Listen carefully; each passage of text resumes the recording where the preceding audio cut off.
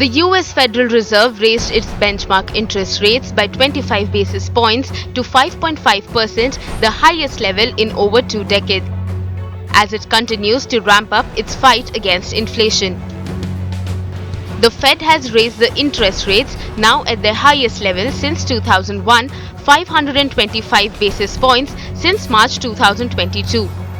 Addressing a press briefing after a two-day meeting of the 12-member Federal Open Market Committee, which decides on interest rates, the Fed chairman said there could be more rate hikes ahead.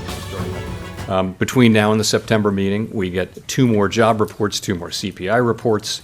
I think we have an ECI report coming later this week, which is Employment Compensation Index, and lots of data on economic activity. All of that information is going to inform our decision as we go into that meeting.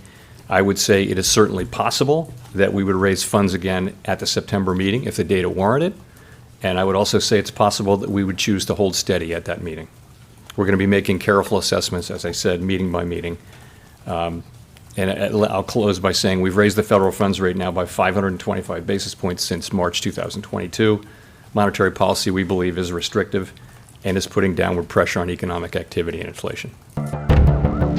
The US Fed chair added that while inflation had moderated somewhat since the middle of last year, when it hit 9.1% in June, it was still above the central bank's target of 2%. We'd be comfortable cutting rates when we're comfortable cutting rates, and that won't be this year, I don't think. It would be, many people wrote down rate cuts for next year. I think the median was several for next year, and that's just going to be a judgment that we have to make then, a full year from now, and it'll be about how confident we are that inflation is in fact coming down to our 2%. The Fed chair also admitted that the US economy is facing headwinds from tighter credit conditions for households and businesses, which are likely to weigh on economic activity, hiring and inflation. This admission comes just days after the IMF expressed concerns about the effect of increasing interest rates on world economies. Monetary policy is already taking a chunk out of economic activity. We're seeing the increase in interest payments. We're seeing the contraction in lending.